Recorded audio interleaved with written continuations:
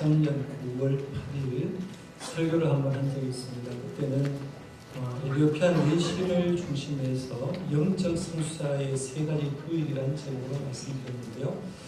영적으로 성숙한 사람들 보니까 세 가지 교육이 있더라, 규칙이 있더라라고 말씀드렸습니다. 그때 말씀드린 게 영적으로 성숙한 사람들은 첫 번째로 하나님의 말씀을 묵상하고 읽는다라고 했고요. 두 번째는 조용한 시간을 가진다라고 했습니다. 세 번째는 영적인 안내자가 있다라고 말씀드렸습니다.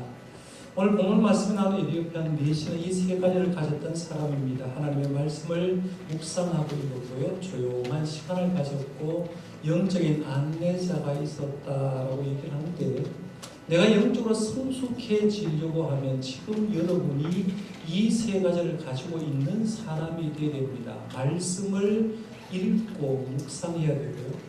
하나님과 1대1로 조용히 좀 만나는 시간을 가져야 됩니다. 제가 생각하기로는 교회 중직자가 되어도 하나님과 1대1로 만남이 없는 사람들, 주님 앞에 무릎 꿇고 1대1로 좀 하나님을 만나고 싶어하는 욕망이 없는 사람이 있다고 하면 아직도 멀었다고 볼 수가 있죠. 하나님을 만날 수 있는 조용한 시간을 가지고 내 신앙을 지도할 영적인 안내자가 굉장히 필요한데, 이런 사람이 영적인 성숙자다라고 얘기합니다. 오늘은 에티오피아 내시에 초점을 맞추는 것을 조금 바꾸어서 전도자 빌립에게 초점을 맞추려고 하는데요. 빌립이 어떤 사람인가 세 가지 뜻을 말씀드리면, 먼저 빌립의 이름의 뜻입니다. 빌립은 어떤 사람이냐?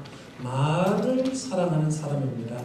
하는 말을 얘기하는 것이 아니라 우리가 한 말을 사랑하는 사람이라 볼 수 있는데, 말을 사랑하는 자, 말하는 것을 사랑하는 자라는 뜻이 있습니다. 그러니까 빌립이 전도자였다는 것은 그냥 보통 일이 아니라 이미 이름 속에서 주님의 말씀을 사랑하고 말씀을 전하는 그런 사람이었던 걸 보게 되고, 두 번째는 빌립은 헬라파 유대인이었다라고 볼 수가 있죠. 유대 본토배기가 아니라 유대 밖에 있었던 사람이고, 본토배기가 아니라 유대 밖에 사는 사람들의 2세였다고 볼 수가 있는데요. 헬라파 유대인 얘기를 하면 이 유대인은 지금 뭘 사용할 수가 있느냐 하면 헬라 말을 사용할 수 있는 사람이라는 거죠. 지금 시대에 여러분이 영어를 잘하는 사람이 전 세계적으로 어디든지 여행을 하고 훨씬 더 편하게 사는 것처럼 당시의 국제는 헬라였거든요. 그러니까 헬라파 유대인이었다는 말은 이 사람이 복음 전도하는데 누구를 만나도 헬라를 구사했기 때문에 굉장히 유리했을 거라고 생각하고요. 그 다음에 빌립은 세 번째로 예루살렘 평신도 지도자 7명 중에 한 사람이었다. 그래서 평신도 지도자는 성령 충만한 사람이었고 지혜가 충만한 사람이었고 칭찬받는 사람이었다라고 얘기합니다. 이 빌립이 사마리아 성에 내려가니까 놀라운 역사가 일어났습니다. 복음 전하는데요, 중풍병자가 일어나는 거죠. 못 걷는 사람이 걷게 됩니다. 귀신들이 떠나는 거예요. 여러분, 이거는요, 지금도 예수 믿어서 귀신이 떠날까라고 얘기하는데, 귀신이 떠나는 걸 한번 봐야 돼요. 귀신이 들렸는 사람을 한번 보고 그 사람이 떠난 걸 보면, 야, 하나님은 이렇게 능력이 있구나, 지금도 경험하게 되는데, 빌립이 사마리아에 내려가서 전하니까 중풍병자가 일어나고 못 걷는 사람이 일어나고 귀신이 소리를 지르는데, 심지어는 마술을 했던 시몬까지도 예수를 영접한다고 빌립 곁을 쫄쫄 따라다니고 세례를 받았다 하는 걸 보게 됩니다. 이 놀라운 역사가 일어나는 그곳에 베드로와 요한이 내려와서 안수하며 기도하니까 물세례 받았던 그들이 성령 세례를 받고 방언을 하기 시작하는데, 그들도 외국말로 방언을 하기 시작했다라고 하는 거죠. 예루살렘 교회에 있었던 성령의 역사가 사마리아에도 놀랍게 역사가 일어나는 겁니다. 그러니까 이 빌립 한 사람을 통해서 역사가 일어나니까요, 빌립이 얼마나 흥분했겠어요. 자기가 사마리아 내려갔고 이 사마리아 성이 변화되니까 굉장히 감격했을 겁니다. 그리고 그 예수 믿었던 성도를 돌보는 이제 시간이 정신없이 움직였을 겁니다. 그렇게 섬기고 있는데, 그 기쁨으로 살아가는 빌립에게 천사가 새로운 명령을 하나 떨어뜨립니다. 26절입니다. 우리 같이 한번 읽어봅니다. 시작. 주의 사자가 빌립에게 말하이르되 일어나서 남쪽으로 향하여 예루살렘에서 가사로 내려가는 길까지 가라 하니 그 길은 광야라.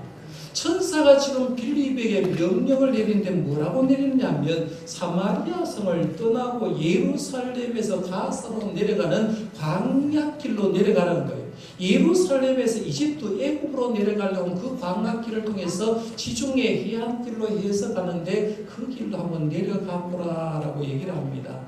인사 배치로 얘기하면요, 참으로 비효율적인 인사 배치 아닙니까? 빌립을 보내려면 어디에 보내겠습니까? 시장통 사람 많은데 좀 보내야 되죠. 군중 집회를 하는데 보내가지고 빌립이 말을 잘하고 복음을 전하면 역사가 일어나니까 이 사람을 보내서 많은 사람을 구원하는데 보내야 되는데, 하나님은 주의 천사는 빌립에게 사람이 둥둥 내려가는 광야길로 거기에 내려가 봐라 라고 얘기를 합니다. 근데 중요한 건 그들이 불평하지 않고 있다는 거죠. 천사를 향하여 원망이나 불평하지 않고 즉각적으로 순종하는데 27절 말씀 보세요. 시작하는 말이 뭡니까? 일어나 가서 뭐라 했어요? 일어나 가서 보니라고 합니다. 주님이 딱 명령하는데 그 말에 불평불만하지 않고 일어나서 가서 봤다라고 하는데요, 굉장히 귀한 말로 보이지 않습니까? 여러분, 여기서 놀라운 신앙의 교훈 하나를 발견하는데요, 위대한 신앙일수록, 성숙한 신앙인일수록 주님이 명령하면 명령에 순종 잘하더라. 내가 지금 성숙한 신앙이니까, 내가 조금 미숙한 신앙인 했을 때 주님이 말씀할 때 그 말씀에 순종하는 걸 보면 내가 성숙한 신앙인가 미숙한 신앙에 볼 수 있는데요, 위대한 신앙일수록 하나님의 명령에 순종 잘하더라는 거죠. 믿음의 조상 아브라함 갈대아우로 떠나라라고 얘기하니까 아무 소리 하지 않고 떠나잖아요. 백세의 아들 이어든 이삭을 번제로 바치라고 하니까 그 다음날 아침 아무 소리 없이 순종하고 나온 걸 보게 되고요. 출애굽을 이끌었던 모세도 하나님이 바로에게 내려가라고 하니까 가는 겁니다. 홍해가 막혀있을 때 홍해를 향해 지팡이를 들고 가리켜라라고 하니까 그대로 가리켰고요. 반석을 쳐라 했을 때 반석을 치니까 물이 나왔던 걸 보게 되는데, 우리가 신앙을 성숙한 사람들은 주님의 말씀에 순종 잘하더라는 거예요. 그럼 오늘 우리는 어떠냐? 그럼 하나님의 말씀이 어떻게 들려집니까? 지금도요, 하나님의 말씀은 매주일마다 설교를 통해서 우리에게 들려지잖아요. 여러분, 개인적으로 하나님께 기도하면서 마음속에 꿈틀하면서 주님의 음성이 들려지거든요. 목회자와 일반 성도님의 대화를 통해 하나님의 뜻은 이렇다고 들려집니다. 주님의 음성이 들려지면 그 말에 하며 순종하면 좋은데, 우리는 하나님의 뜻을 알면서도 순종 잘 못합니다. 왜냐하면 하나님의 명령보다, 주님의 뜻보다는 내 뜻이 더 중요하다고 생각합니다. 하나님보다 어쩌면 내가 더 똑똑하다고 생각하는 거죠. 그러니까 주님이 말씀해도 내가 한번 좀 생각해 보게요, 그것은 내 뜻이 아닌데요 라고 하면서 자기를 꺾지 못하는 사람이 있다는 거죠. 그런데 위대한 신앙일수록 하나님 명령하는 그대로 순종하는 거죠. 오늘 말씀해 보면 천사의 명령을 받은 빌립이 즉각적으로 순종했는데 왜 그럴까 한번 생각해 봐요. 빌립은 자기의 그동안 삶을 많이 돌아보니까 자기 노력으로 될 리가 없어요. 내가 예수 믿은 것도 주님의 은혜로 예수 믿었죠.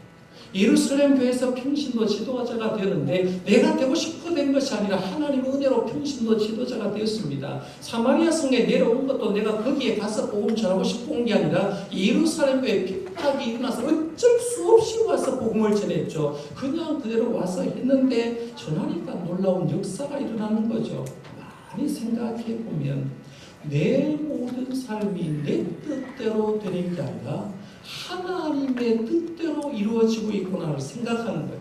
그러니까 하나님의 뜻대로 어차피 이루어진다고 하면 주님의 말씀 따라 순종하는 것이 옳다고 판단하니까 천사가 명령하는 순간 그 명령에 순종할 수 있었던 거죠.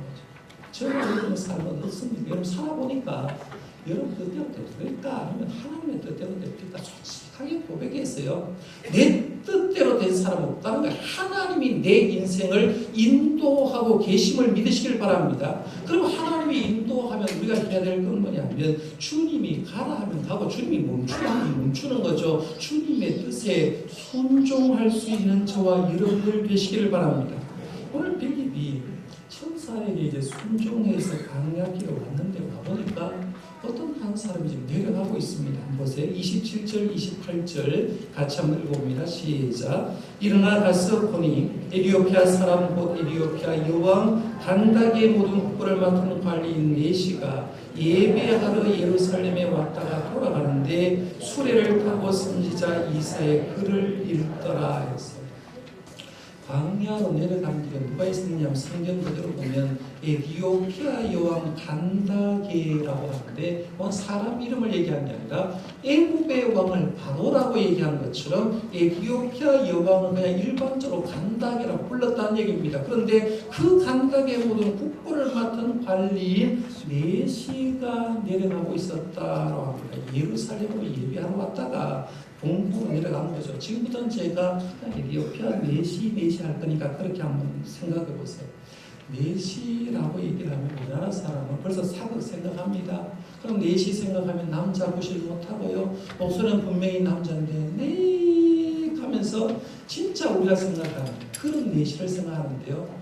오늘 본문 말씀을 보면서 우리 사극에 나온 네시 생각하면 안 됩니다. 왜냐하면 오늘 본문 말씀을 잘 보시면 그는 간다게의 모든 국고를 맡은 관리인이라고 했거든요. 국고를 맡은 관리라는 것은 요즘 말로 하면 경제부총리급의 인물입니다. 경제적인 모든 문을 책임지고 있던 사람인데 그 사람이 예루살렘에 예배하러 왔다가 내려가고 있다는 거죠. 근데 여러분 보세요. 이 에디오피아는 헬라의 뜻이 뭐냐면 검은 피부의 사람입니다. 검은 피부의 사람, 흑인이라는 얘기예요. 이스라엘 사람들이 여러분 이스라엘 가보니까 얼굴색이 무슨 색입니까? 흰색입니까? 우리 앞에서 일단 황인종입니까? 별 차이 없어. 우리 앞에서 어떤 누리끼기한 사람들이거든요. 근데 왜 흑인이 예루살렘에 와가지고 하나님께 예배하고 돌아갈까? 우리 생각이 좀 이상합니다. 그런데요, 이스라엘 역사를 좀 잘 아는 사람들은 전혀 이상할 것이 아닙니다. 왜냐하면 지금 우리가 생각하는 사도행전의 말씀은 그저 주 30년, 40년 어간 얘기를 생각하는데요. 여기서 역사를 거슬러 올라가지고 이스라엘 역사를 한번 생각하는데 누구 때를 생각하냐면 솔로몬 왕 때를 한번 생각해봐요. 이 솔로몬은 주전 961년에서 922년까지 40년 동안 이스라엘 통치했던 왕입니다. 솔로몬 하면 생각나는 거 뭐죠? 대연이 솔로몬 하면 많이 나와요. 지혜죠. 솔로몬 하면 지혜의 왕입니다. 그렇죠? 지혜의 왕님과 동시에 하나님은 지혜를 달라고 얘기를 했는 그에게 보너스로 부귀 영광까지 줬습니다. 그렇죠? 근데 그것만 아니라 솔로몬은 성전을 건축했습니다. 그리고 왕궁도 많이 건축해놨습니다. 솔로몬이 얼마나 지혜롭고 이스라엘이 잘 사는가 하니 소문이 난 거예요. 소문이 나니까 지역에 있는 그 군동에 있는 나라들의 사람들이 솔로몬 한번 만나고 싶은 거죠. 얼마나 지혜로운가, 이스라엘가 얼마나 잘 살고 있는가를 보고 싶어서 오게 되는데 그 중에 한 사람이 열왕기상 10장에 보면 스바 여왕이라고 나오죠.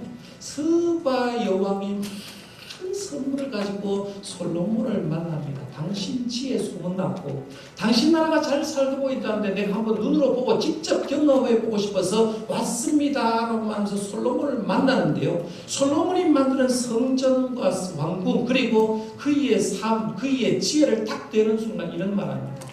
소문보다 100배나 당신이 더 훌륭하다. 소문은 별 초라하고 진짜 당신 만나보니까 지혜롭다라고 말하면서 이 열왕기상 10장 끝에 보면 이 스바 여왕이 예루살렘에 하나님을 찬양하고 예배하고 공국으로 돌아가는 거예요. 스바라는 말하고 오늘 본문 말씀에 나온 에디오피아는 같은 나라입니다. 그러면 스바 여왕이 스바 나라에 돌아가서 어떤 일을 했을까? 성경은 기록에 나왔지 않아요. 그런데 학자는 100% 이렇게 주장합니다. 스바 여왕이 스바로 돌아가서 솔로몬의 아들을 낳았다.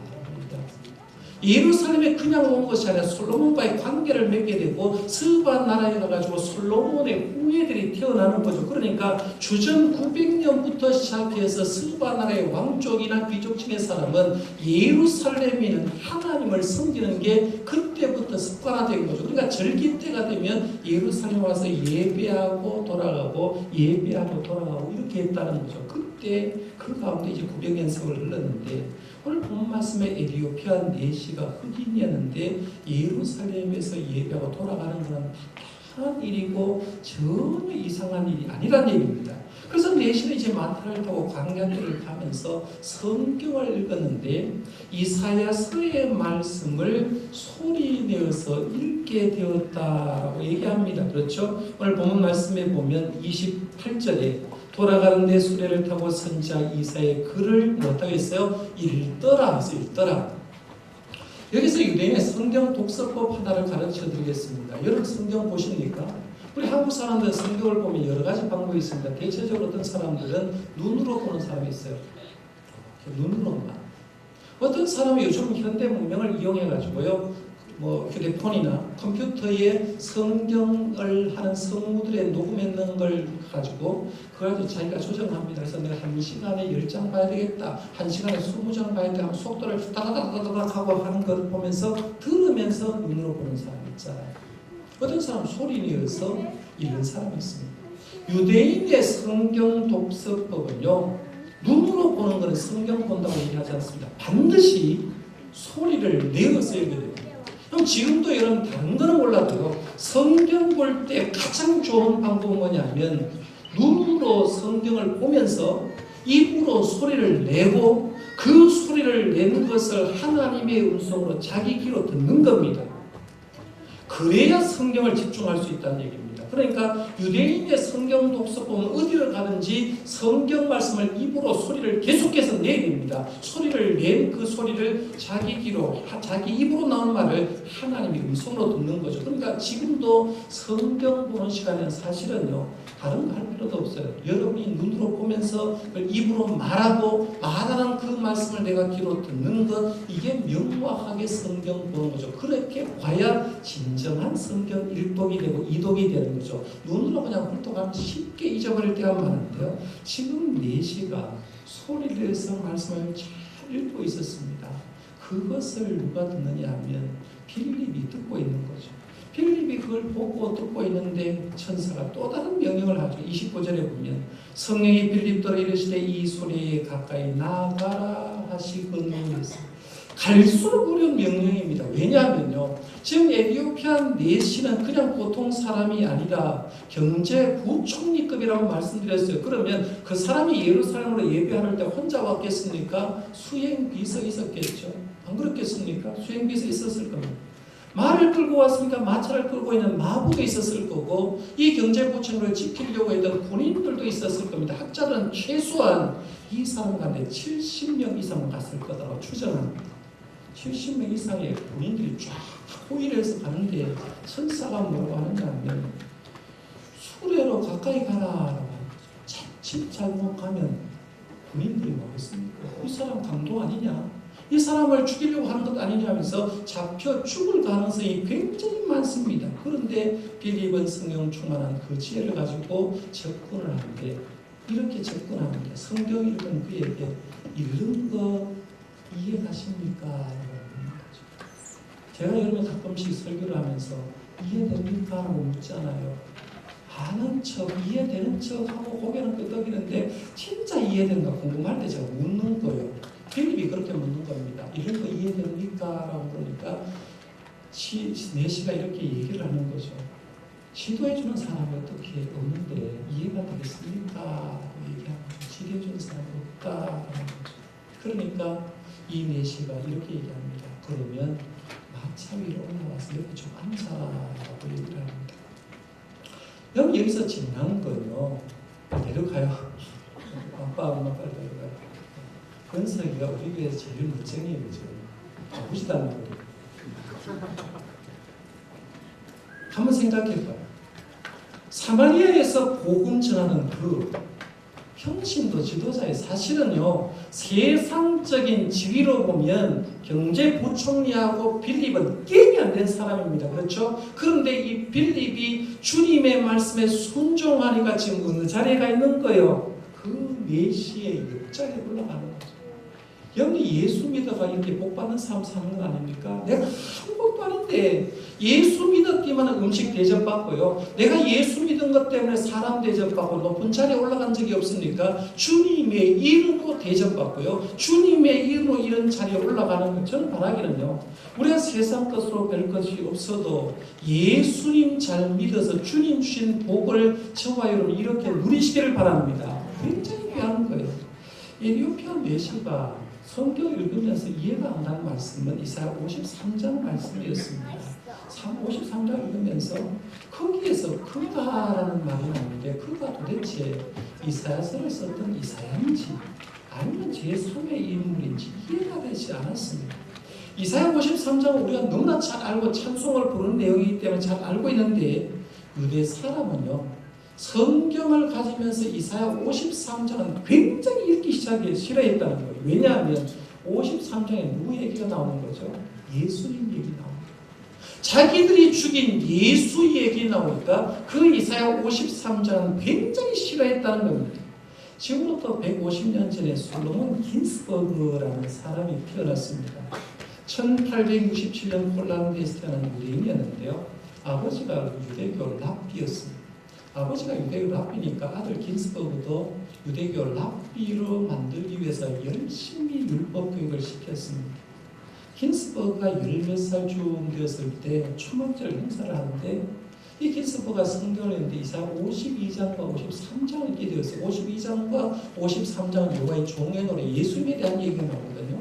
그것을 쭉 읽으면서 긴스버그가 아버지에게 질문했습니다. 아빠, 여기에서 말하는 이사야 선지자가 말하는 그가 누구를 가리키는 거야? 라고 물었습니다. 유대 랍비인 아버지 왜 모르겠습니까? 그런데 아무 대답을 해주지 않았습니다.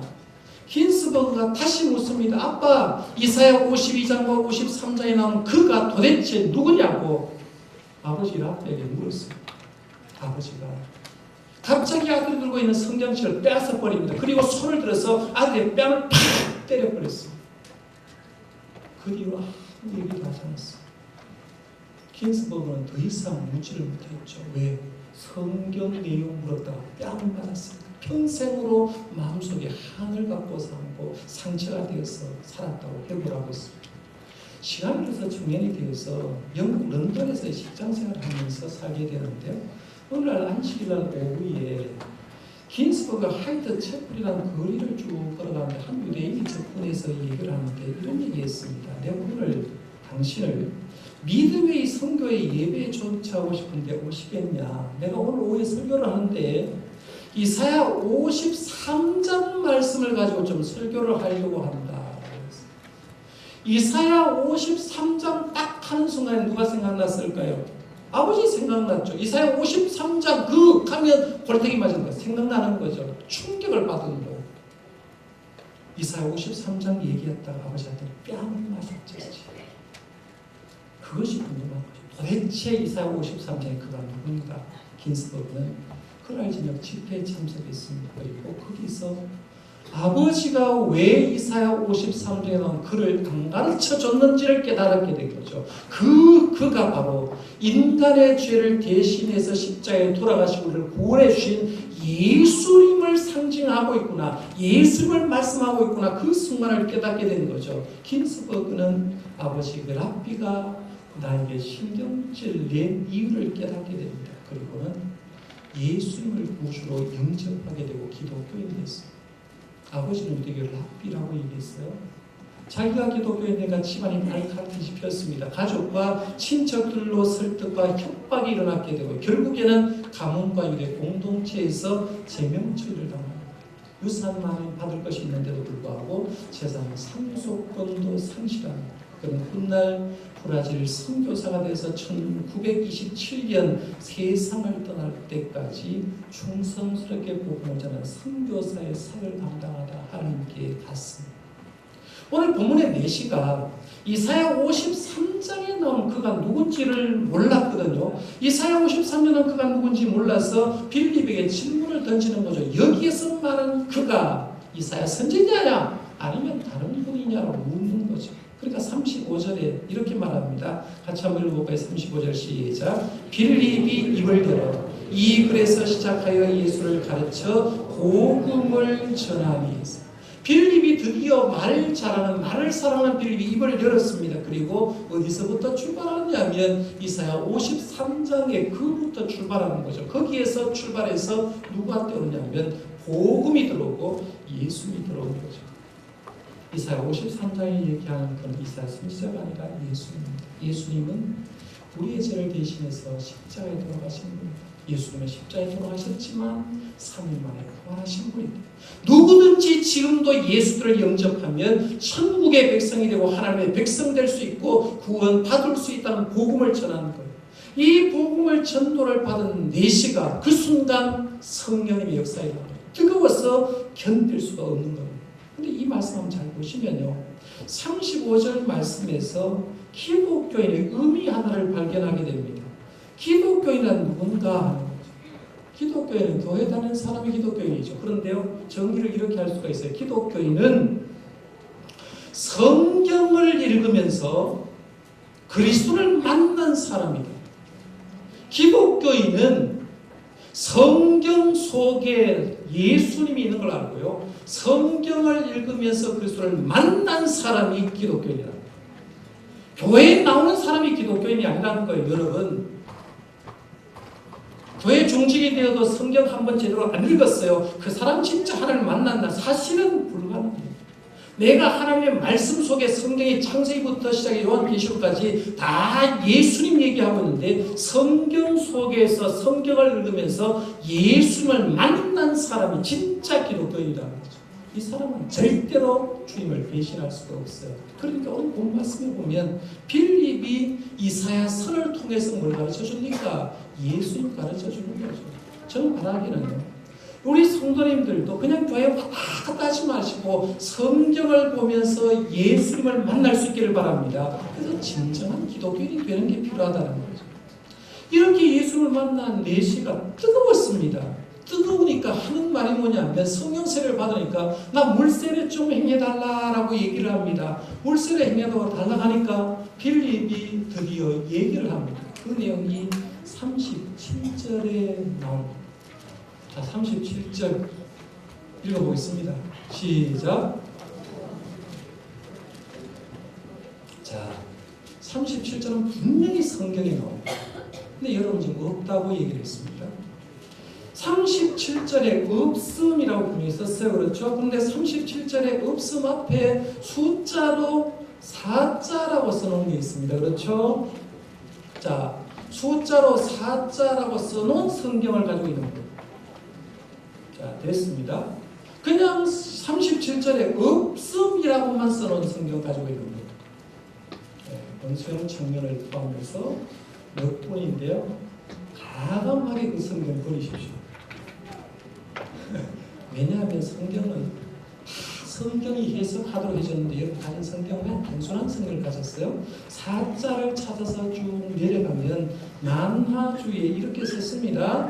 사자의 어떤 사본에 37절이 나온다. 어떤 사본에 37절이 나오는데 37절 내용을 한번 읽어봅니다. 시작. 빌립이 시작. 빌립이 이르되 내가 마음을 온전히 하여 믿으면 가하리라.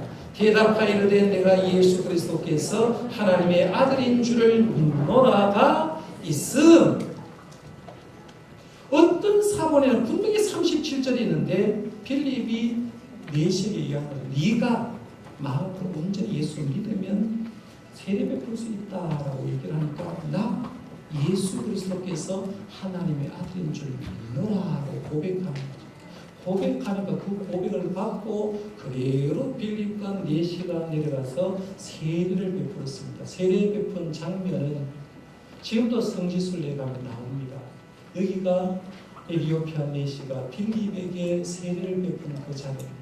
여기서 세례를 베풀고 성경 말씀에 보면 드디어 물에서 올라오게 되죠. 39절에 보면 둘이 물에서 올라올세 주의 영이 빌립을 이끌어 간지라 했는데 세례를 받고 물에 다 올라오는데 성령의 역사가 또 하나 일어나는데 그게 뭐냐면 빌립을 이끌어 갔다는 거죠. 이끌어 갔다는 말은요, 쉽게 설명 독수리가 먹잇감을 딱 보고 탁 내려와서 낚아채서 팍 이동하는 그 얘기하는 거죠. 성령 하나님이 지금 빌립을 순간 이동을 시켜주는 거죠. 순간 이동을 시켜줬는데 어디로 이동시켰느냐면 아소도라는 곳에 이동을 시켰고, 그 아소도에 가서 여러 지역의 성을 하다가 위에 있는 가이사라로 전도하러 갔다라고 얘기합니다. 이게 그림에 나오는 것이 예루살렘으로 사마리아 갔다가 예루살렘에서 가사까지 내려가는 길을 갔다가 그리고 아소도로 옮겨서 사마리아 성까지 빌립이 전도자로서 사역했던 얘기를 하고 있습니다. 그러면 내실은 어디에 있습니까? 내실. 왜 사마리아 성에 열심히 전도하는 빌립을 내시 한 사람은 전환하고 내시는 과연 어떻게 됐을까? 내시는 세례를 받고 에디오피아로 내려가서 에디오피아의 첫 번째 교회 설립자가 되는 거예요. 지금도 에디오피아 가면 이 에디오피아 내시가 설립한 그 교회가 있다고 얘기합니다. 그로 통해서 에디오피아에 하나님의 바탕이 된 그에게 그로 통해서 에디오피아에 복음이 전해지는 놀라운 결과가 일어나는 거죠. 한 사람을 구원해서 에디오피아를 변화시키는 겁니다. 오늘 본문의 내용을 결론 지으면 빌립을 통해서 사마리아 성이 변했죠.